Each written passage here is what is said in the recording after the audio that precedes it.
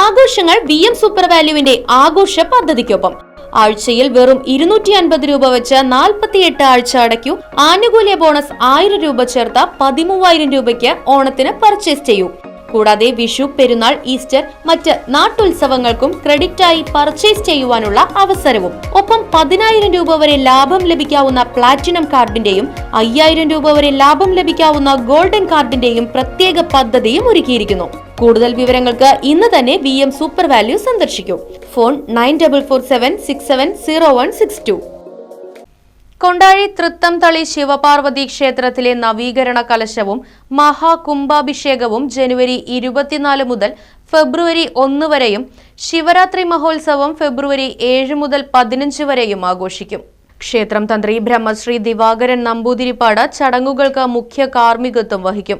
ഫെബ്രുവരി 7-ന് കൊടിയേറ്റവും 14-ന് ആറാട്ടും 15-ന് മഹാശിവരാത്രി ആഘോഷവും നടക്കുമെന്നും മുഖ്യ രക്ഷാധികാരി കെ പ്രസാദ് ചന്ദ്രൻ, ഉപദേശക സമിതി പ്രസിഡന്റ് ജയപ്രകാശ്, നവീകരണ കലശ committee president KP Gangadharan, secretary K Prakash, treasurer KR Vijayakumar, joint secretary Balan K Nair എന്നിവർ വാർത്താ സമ്മേളനത്തിൽ അറിയിച്ചു.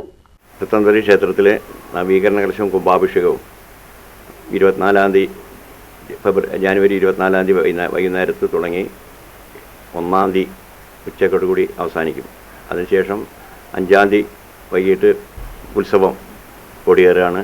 അത് കഴിഞ്ഞാൽ പിന്നെ 15 ശിവരാത്രി. അങ്ങനെയാണ് നമ്മളുടെ ഈ പരിപാടി ചാർട്ട് ചെയ്തിട്ടുള്ളത്. ക്ഷേത്രം ഒരു കാലത്ത് വലിയൊരു പ്രതാപത്തിലുണ്ടായിരുന്ന ക്ഷേത്രമാണെന്നാണ് പറയുന്നത്. അതിൻ്റെ ഇവിടെ പല ഭാഗത്തും നോക്കിയാൽ അറിയാമായിരുന്നു. ഇവിടെ ആകെ ഒരു വിജനം പറമ്പായിരുന്നു. 2 ഭാഗം ഗായത്രിപ്പുഴ ഒക്കെ ആയിട്ടുള്ള ഒരു പഴയ കാലത്തെ സ്ഥിതി അതായിരുന്നു. ഞാൻ കാണുന്ന കാലത്തൊക്കെയാണ് ഇവിടെ പഴയ ഗർഭഗൃഹത്തിൻ്റെ മുകളിൽ, തറയുടെ മുകളിൽ ഗർഭഗൃഹം മാത്രം ഒരു നിലയിൽ പണിതിട്ട് ചെറിയൊരു അമ്പലവും ഒരു ചടപ്പുള്ളി ഉണ്ടായിരുന്നു. 52-ലാണ് അത് പണിതതെന്ന് പറയുന്നത്. അത് കഴിഞ്ഞ ശേഷം പിന്നെ കുറേ കാലം പരിപാടിയൊന്നും ഉണ്ടായില്ല. ഒരു ശാന്തിക്കാരൻ പൂജ ഉണ്ടായിരുന്നു. കൊച്ചിൻ ദേവസ്വം ബോർഡിൻ്റെ അമ്പലം ഉണ്ടായിരുന്നു. അത് ഈ രാജാക്കന്മാരുടെ ആയിരുന്നു. ആദ്യം ചോള രാജാക്കന്മാരുടെ കാലത്ത് ആണ് തുടങ്ങിയിട്ടുള്ളത്. 7-ാം നൂറ്റാണ്ടിൽ പരശുരാമ പ്രതിഷ്ഠയാണ് എന്നൊക്കെയാണ് പറയുന്നത്. അപ്പോൾ അതിൻ്റെ ഭാഗമായിട്ടാണ് അത്രയും കാലപ്പഴക്കങ്ങൾ, പിന്നെ കാലപ്പഴക്കങ്ങൾ കൊണ്ടും പ്രകൃതിക്ഷോഭം കൊണ്ടൊക്കെ നശിച്ചുപോയി എന്നാണ് പറയുന്നത്. എവിടെ ഈ ഏരിയയിൽ എവിടെ നോക്കിയാലും ഈ അമ്പലത്തിൻ്റെ അവശിഷ്ടങ്ങളും കല്ലുകളും കൊത്തുപണിയുള്ള കല്ലുകളൊക്കെ കാണാമായിരുന്നു. ഞങ്ങളൊക്കെ കാണുമ്പോൾ വെറും മണ്ണും കൂനകളായിരുന്നു ഒക്കെ അവിടെ ഇവിടെയൊക്കെ. ഈ അമ്പലങ്ങളൊക്കെ ഇടിഞ്ഞു പോയിട്ട് പിന്നെ 84-ലാണ് ഞങ്ങൾ ആദ്യമായിട്ടൊരു ക്ഷേത്ര സംക്ഷേമ സമിതി ഇവിടെ രൂപീകരിച്ച് ദേവസ്വം ബോർഡിൻ്റെ അംഗീകാരത്തോട് കൂടിയിട്ട്. എന്നിട്ട് അഷ്ടമല്യ പ്രശ്നം നടത്തി. ആ അഷ്ടമല്യ പ്രശ്നത്തിലാണ് ഇവിടെ ഇങ്ങനെ ഉപദേവന്മാരുണ്ട്, ചുവട്ടിൽ പാർവതർ അമ്പലമുണ്ട് എന്നൊക്കെ പറഞ്ഞ് അതൊക്കെ നോക്കിയപ്പോൾ അതിൻ്റെയൊക്കെ സ്ഥാനങ്ങളിൽ കാണിപ്പയർ കാണിച്ച് നോക്കുമ്പോൾ എല്ലാം അവിടെയൊക്കെ ഓരോ കൂനകളായിട്ട് മണ്ണും കൂനയായിട്ടാണ് കിടന്നിരുന്നത്. അതൊക്കെ നീക്കി നോക്കുമ്പോൾ അതിൻ്റെ തറകളും ഒക്കെ പുറത്തേക്ക് വന്നു. പാർവതർ അമ്പലത്തിൻ്റെ തറയ്ക്ക് മാത്രമൊന്നും കേടുണ്ടായിരുന്നില്ല. മറ്റൊക്കെ വെട്ടുകല്ലുകൊണ്ടുള്ള തറയായതുകൊണ്ടൊക്കെ നശിച്ചു പോയിരുന്നു. പിന്നെ അവിടുന്ന് 84 മുതൽക്കാണ് ഇതിൻ്റെ പുനരുദ്ധാരം തുടങ്ങിയ. ആദ്യം ദേവസ്വം ബോർഡ് മതിൽ കെട്ടാനാണ് ഞങ്ങൾക്ക് കുറച്ച് കാശ് അനുവദിച്ച് 4 പുറം ചുറ്റുമതിൽ കെട്ടി.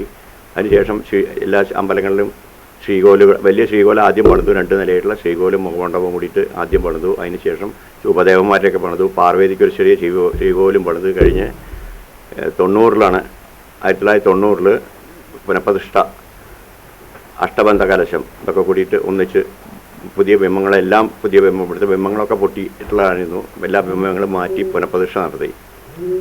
അവിടുന്ന് പിന്നെ കുറച്ച് കാലത്തിന് ശേഷമാണ് പിന്നീട് 2008-ലാണ് ചുറ്റമ്പലം, ചോട്ടിൽ പാർവതിക്ക് ചുറ്റമ്പലം, ശിവന് ചുറ്റമ്പലം പണി കഴിഞ്ഞപ്പോഴാണ് നമ്മൾ ധ്വജപ്രതിഷ്ഠ നവീകരണ കലശം എന്ന് പറഞ്ഞിട്ട് 2008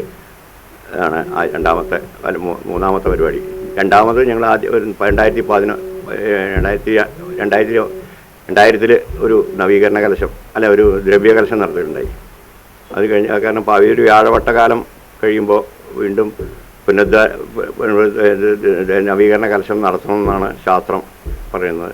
അത് പ്രകാരം അങ്ങനെ 2000 നടത്തി. അതിനുശേഷം ധ്വജപ്രതിഷ്ഠ നടത്തി. അതിനുശേഷം ഇവിടെ ഉത്സവം സ്റ്റാർട്ട് ചെയ്തു. അവിടെ ഞങ്ങൾ തീർച്ചയായിട്ടും ഉത്സവമായി. ഇവിടെ 5 പൂജയും 3 ശിവേലിയും ദിവസം നടക്കുന്നുണ്ട്. പിന്നെ ധാരാളം ആൾക്കാർ വരാൻ തുടങ്ങി. ഇവിടുത്തെ ഭക്തജനങ്ങളുടെ സഹായത്തോട് കൂടിയിട്ടും ദേവസ്വം ബോർഡിൻ്റെ ചെറിയ സഹായങ്ങളും ഒക്കെ കൂടിയായിട്ടാണ് നമ്മൾ ഇന്ന് ഈ നിലയ്ക്ക് ഈ ക്ഷേത്രം വന്നിരിക്കുന്നത്. അപ്പോൾ വളരെ കാലത്തെ അധ്വാനത്തിൻ്റെ ഫലമായിട്ടാണ് അന്നത്തെ ഈ നിലയ്ക്ക്. ഇപ്പോൾ ഒരു ദേവസ്വം ബോർഡിന് അത്യാവശ്യം വരുമാനമായി. കുറേ കാലം ഞങ്ങളായിരുന്നു വഴിപാട് എടുത്തിരുന്നത്. പിന്നെ അതൊക്കെ ദിവസം അത് എല്ലാവരെയും ഏറ്റെടുത്ത വഴിക്ക് ഞങ്ങളെ നിന്നൊക്കെ അത് ഏറ്റെടുത്തു. അപ്പോൾ ആ മുഴുവൻ ദേവസ്വം ബോർഡ് സ്റ്റാഫായി. ഇപ്പോൾ 10-11 ആൾ ഇവിടെ സ്റ്റാഫുണ്ട്. പിന്നെ 3 ശാന്തിക്കാരുണ്ട്, 2 കടയക്കാരുണ്ട്, ഒരു മാരാരുണ്ട്, അടിയന്തരക്കാരൻ ഒരാളുണ്ട്, പിന്നെ 2 സെക്യൂരിറ്റിക്കാർ ഒക്കെ. അങ്ങനെ ഒരു 10-11 ആളെ, പിന്നെ 2 കൗണ്ടർ സ്റ്റാഫ്, ഇവിടെ 10-11 ആൾ സ്റ്റാഫുണ്ട് ഇവിടെ. ഒരുവിധം നന്നായിട്ട് പോകുന്നുണ്ട്. നല്ല പൂജാരിമാരൊക്കെ നല്ല പൂജാരിമാരാണ്. അവരൊക്കെ പഠിച്ച് വന്നിട്ടുള്ള ആൾക്കാരാണ്. അപ്പോൾ അതിൻ്റെ ഭാഗമായിട്ട് നല്ല ഇത് നടക്കുന്നുണ്ട്. പിന്നെ ആൾക്കാരുടെ സഹകരണം, ഏറ്റവും കൂടുതൽ ആൾക്കാരുടെ സഹകരണമാണ് നമ്മളിവിടെ നടത്തുന്നത്. ഇവിടെ ഇപ്പോൾ നമ്മൾ കലശം തീരുമാനിച്ചു കഴിഞ്ഞ് നോക്കുമ്പോൾ അതിൻ്റെ ഭാഗമായിട്ടുള്ള പിരിവുകളും ഇതൊക്കെ നടക്കുന്നുണ്ട്. അപ്പോൾ നമ്മൾ കലശത്തിനൊക്കെ വഴിപാട് ആയിട്ടാണ് എടുക്കുന്നത്. അപ്പോൾ ജനങ്ങളുടെ നല്ല സഹകരണം ഞങ്ങൾക്ക് ജനങ്ങളുടെ ഭാഗത്തു നിന്ന് ഉണ്ടാവുന്നുണ്ട്. അപ്പോൾ ഒരുവിധം നല്ല ഇതിലായിട്ട് നടത്താൻ സാധിക്കും എന്നാണ് വിശ്വസിക്കുന്നത്.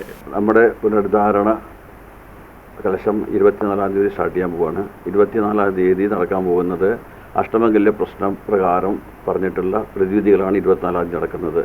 25-ാം തീയതി വൈകിട്ടാണ് കലശ ആചാര്യവരണം കലശ പരിപാടികളായിട്ടും പോകുന്നത്. ആദ്യത്തെ 2 ദിവസം ഹോമങ്ങളും പൂജകളുമാണ്. 29-ാം തീയതിയാണ് ഇപ്പോൾ കലശ പൂജ, 30-ാം തീയതി കലശം, 31-ാം തീയതി ജലാധിവാസം, മറ്റു പൂജകളെല്ലാം. ഫെബ്രുവരി 1-ാം തീയതിയാണ് പ്രാണപ്രതിഷ്ഠ, പ്രാസാദ പ്രതിഷ്ഠ, അതെല്ലാം 1-ാം തീയതിയാണ് നടക്കാൻ പോകുന്നത്. തന്ത്രി വന്നിട്ട് ക്ഷേത്രതന്ത്രി പനാവൂർ ദിവാകര നമ്പൂതിരിയാണ് താന്ത്രികം. തൃത്തംതളി ക്ഷേത്രത്തിലെ ഈ വർഷത്തെ ഉത്സവം ഫെബ്രുവരി 7-ാം തീയതി വൈകുന്നേരം തുടങ്ങി ഫെബ്രുവരി 15 ശിവരാത്രിയാണ് അവസാനിക്കുക.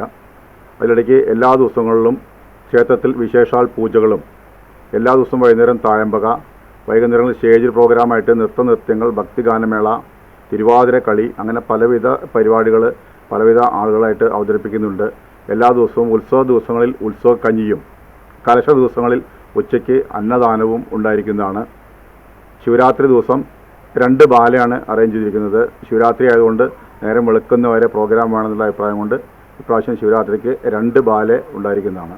കലശ ദിവസങ്ങളിൽ സന്താന ഗോപാലാർച്ചന, വിദ്യാഗോപാല മന്ത്രാർച്ചന, സർവൈശ്വര്യ പൂജ എന്നീ പ്രത്യേക പൂജകൾ വൈകുന്നേരം 4 മണി സമയങ്ങളിൽ നടത്തുന്നതാണ്.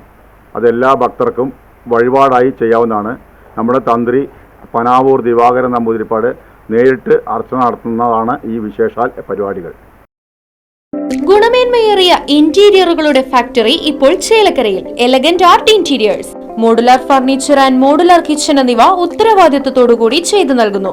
പൂർണ്ണമായും ജർമ്മൻ സാങ്കേതിക വിദ്യയോടുകൂടിയുള്ള മെഷീനറികൾ, മിഷൻ ഓറിയന്റഡ് വർക്കുകൾ നിങ്ങൾക്കായി ചുരുങ്ങിയ ചിലവിൽ. Pressing, lamination, cutting, edge band, mini fix എന്നീ സൗകര്യങ്ങളും. കൂടാതെ customised furnitures, sawmill, furniture manufacturing, interior work ചെയ്യുന്നവർക്കായി ജോബ് വർക്ക് തുടങ്ങിയവയും നിങ്ങൾക്കായി ഒരുക്കിയിരിക്കുന്നു. ഇന്റീരിയർ ചെയ്യുന്നവർക്ക് 3D ഡ്രോയിങ്ങും, ജോബ് വർക്ക് തരുന്നവർക്ക് കട്ടിംഗ് ലിസ്റ്റും പ്രൊഡക്ഷൻ ഡ്രോയിങ്ങും സൗജന്യമായി ചെയ്തു നൽകുന്നു. നിങ്ങൾ ഉപയോഗിക്കാൻ ഉദ്ദേശിക്കുന്ന മെറ്റീരിയൽ കണ്ട് ഫീൽ ചെയ്യാൻ കഴിയുമെന്നത് എലഗന്റ് ആർട്ട് ഇന്റീരിയേഴ്സിന്റെ മാത്രം പ്രത്യേകത. എലഗന്റ് ആർട്ട് ഇന്റീരിയേഴ്സ്, മുഗാരിക്കുന്ന, ചേലക്കര. ഫോൺ 6282853606.